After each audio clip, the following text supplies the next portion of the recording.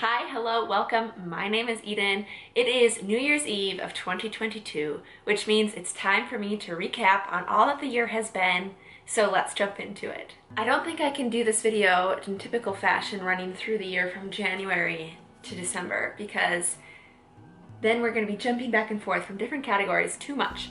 So let's break it down between some categories here. I'm going to talk about work, I'm going to talk about weddings, I'm going to talk about vacation, I'm going to talk about hobbies with a few random things sprinkled in the middle. This year flew by the fastest of my life so far. Can't believe we're here, but most people say that, I suppose. Regarding work, we left off in 2021 with a department of one.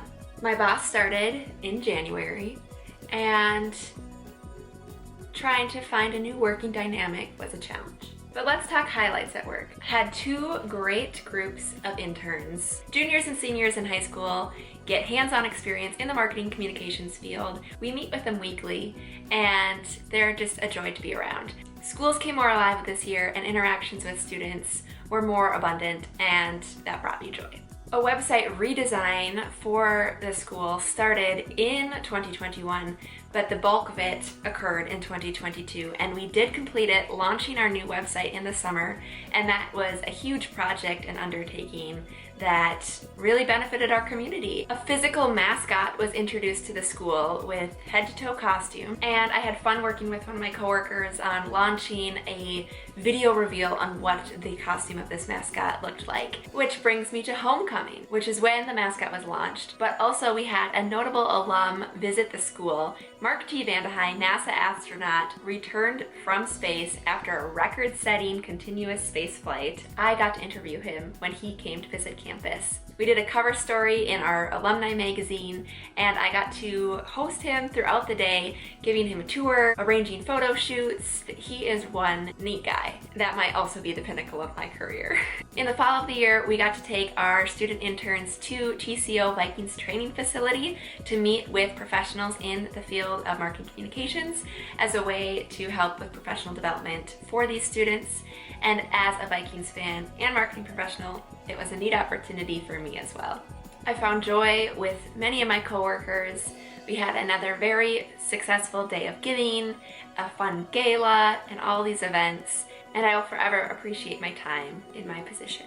Unfortunately, a lot of changes happened at work with our president stepping down and other people that I've worked closely with transitioning. I have felt that with some of these changes in the dynamic that I haven't been able to find the joy I'm looking for at a place I go every day. Through a long discerning process, I finally turned in my notice in December and will have my last day the first week of January. Starting 2023 fresh, looking for a new opportunity to better myself, for me to dive in and to continue to progress my career. It has me a little nervous, but I do feel it's the right decision. Leaving a place that you still love is really hard, and I will forever be cheering on the Red Knights. Went through kind of this grieving process in coming to my decision to leave, but I do think it's the best next thing for me, and it is exciting to look at what else can be out there.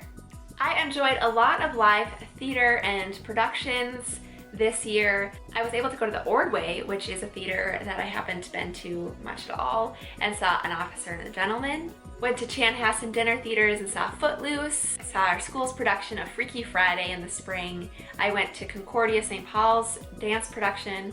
Miranda and I tried to rush tickets to Wicked, and when that failed, we bought our tickets and went to the show, and what a joy. We went to it back when it was at the Orpheum in 2009. And so it was nostalgic and just such a fun show. For my birthday, went to a fun little show at Bryant Lake Bowl. Went bowling. It was just some nice entertainment for the evening. I also enjoyed an improv show at Huge Theater in Minneapolis. Rock climbing was definitely a highlight, especially at the start of the year. Kaylee and I went to Minneapolis Bouldering Project every week, and I just love rock climbing. It is such an empowering sport. You can really track your progress and see how much you've grown if you stay consistent with it. We started with the yellows, which is the easiest bouldering routes, and with their scale made up more than half of the routes by the end of the year. Those oranges and blacks are kind of where I'm at right now. It was a great way to catch up with a good friend while also getting out of the house, moving about, really take care of that body, mind, and spirit.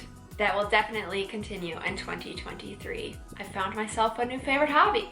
I also finally made it to a U of M gymnastics meet and witnessed 2 perfect 10s. Some of my teammates and my sister, we went out and had just a great night with great gymnastics.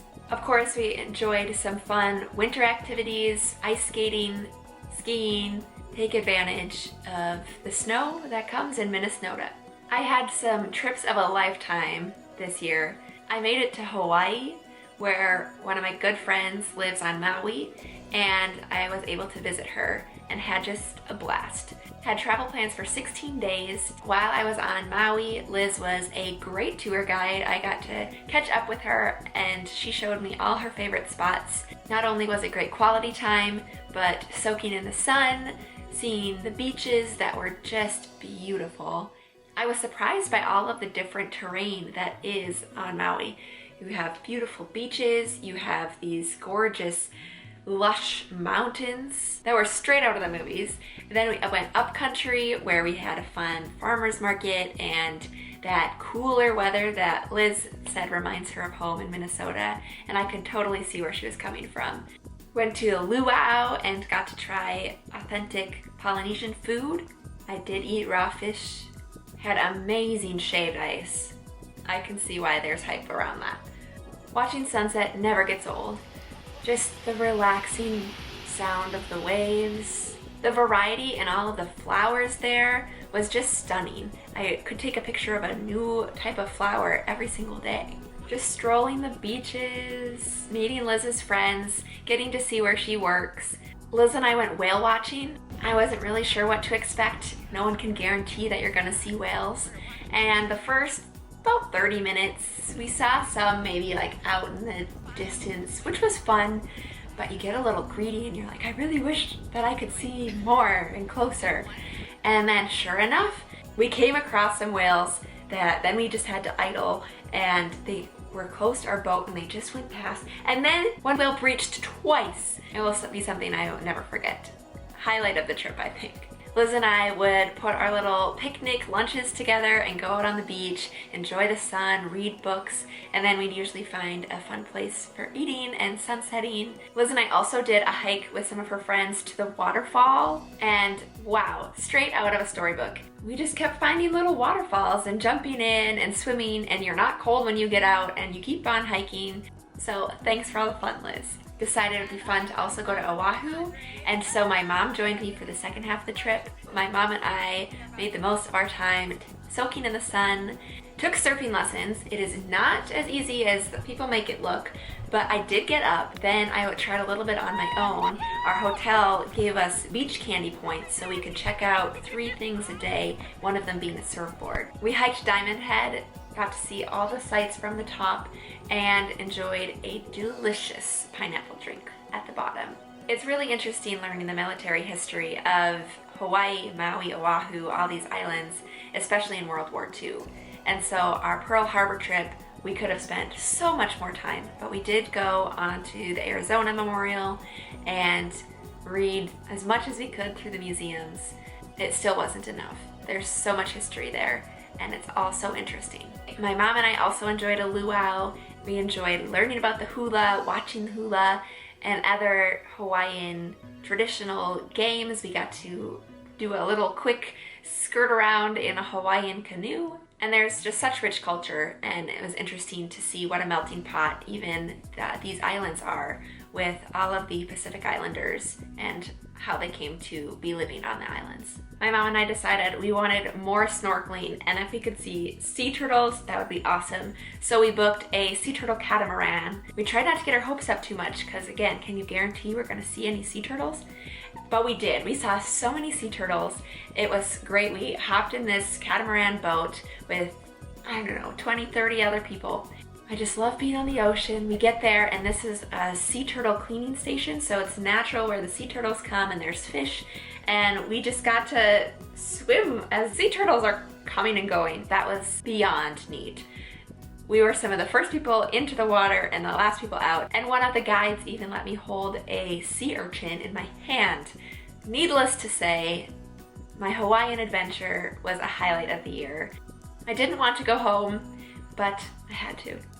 Another great trip was one I booked kind of last minute to Florida to go visit Katie. That was another great time just to see what she's been up to visit her work and go to the beach and just enjoy a new location and quality time with a friend. We did a little bit of hiking too at a state park. We spent a lot of time at the beach, reading books, and since we were there over Thanksgiving, we made our own Thanksgiving meal, had lots of fun movie nights, did some shopping, more beach, and the beach.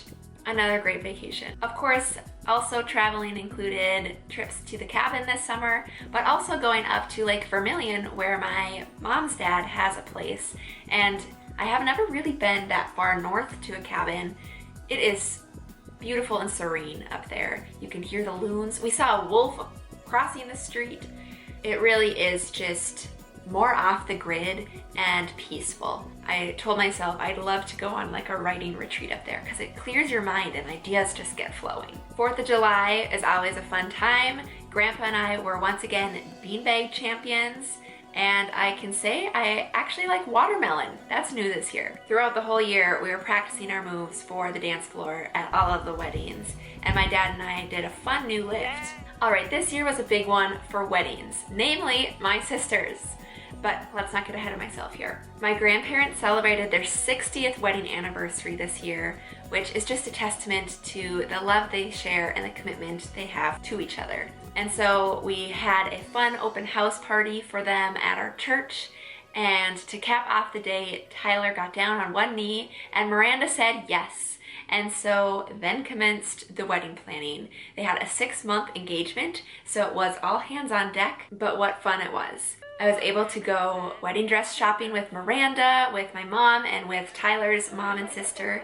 I had just gotten over COVID, and we helped Miranda say yes to the dress. From there, it was a lot of showers. As maid of honor, I was in charge of planning the bachelorette. So we had a very fun time in September with all of the bridesmaids and lots of my mom and her friends because they're a joy to be around. We had a fun limousine tour that took us from a winery to a vineyard to a brewing company. And from there, we decided the night was still young and we capped it off with a karaoke bar. But wait, that was only day one. The next day, we got together with the groomsmen and played splat ball, which was quite the experience, and the girls held their own. But really, it was just celebrating Miranda and Tyler and getting to know each other even better before the big day. There was lots of DIY crafting involved in the wedding planning, and everyone got in on it. Grandma and Grandpa, Tyler's parents and family, and so we were dyeing flowers, swatching dresses, and it all led up to a beautiful celebration on November 19th that went by all too fast. They said I do in our church with so many friends and family. The service was so meaningful, God-centered, and really demonstrated the love that the two of them share. And I was so happy to be part of their special day. The dance floor was poppin'. Couldn't expect anything less from a Garmin celebration. Miranda and my dad did a fun father-daughter 80s remix of songs. My dad brought out his guitar, and that was definitely a hit of the night as well. Congratulations, Miranda and Tyler. So many other of our family friends got married as well this year. Was able to go to Victoria and Braden's wedding, was able to go to Michaela and Colton's wedding, and of course, Lauren and Alec got married, and we had such a fun night out on the dance floor. These childhood friends, just seeing how much we've all grown up and be able to celebrate these big monumental days together is so cool and so meaningful. And Bo makes an excellent dance partner, so thanks Bo for sticking with me at all of these weddings. Congratulations to everybody. A quick reading recap. I read 29 books, couldn't quite get to 30. A series that stood out for me is the Inheritance Games. It's a fun trilogy full of puzzles, intrigue, mystery, riddles, and it was just a quick, lighthearted read that was captivating. I have a lot of great memories with Miranda and Tyler from the year, just in some game nights, playing triominoes, playing pinochle, playing cribbage, Catan, all of our games. I really appreciate the two of them, and it's very fun that we all live so close. We also made our way through all of the Pirates of the Caribbean movies, which are so fun. Last year there were 3 words that were going to help me define what 2022 was. They were continuum, collect, and wonder. And I do think, in a way, all of them were present in 2022. Throughout all of my trips and seeing just the love and joy at these weddings, a sense of wonder filled my year. There was more continuum in 2022 than perhaps there should have been. It did take me a full year to build up to my decision to put in my resignation. And of course, I was collecting memories throughout the whole year, really solid memories that are, I think, going to serve as foundational, pivotal moments for the rest of my life. I truly appreciate everyone who has been a listening ear for me this year, who's had my back, and been a confidant for me as I've made some difficult decisions that are going to change what 2023 has to bring. When thinking about 2023, it's hard to know what the future holds. I think this year was definitely one of these gradual shifts, and 2023 is a whole and clean slate. Not sure exactly what to expect, but there is excitement in that as well. Other New Year's resolutions, if you will, I hope to accomplish in 2023. Getting better at sewing. I have a few sewing projects I hope to undertake. I have an extra room I'm turning into a craft room. I'm going to better my skill set and crafting abilities. I'd also like to continue cooking. I did utilize some of my Every Plate recipes in 2022. I'll be taking them with me in 2023. I'm hoping to find that next great fit for my career path, and hoping I can find a fun travel trip destination to plan. And I do feel confident going into the new year, knowing I have so many great people in my life. So thank you for that. I'm wishing you a happy end of the year and a fantastic year ahead in 2023. Until next time.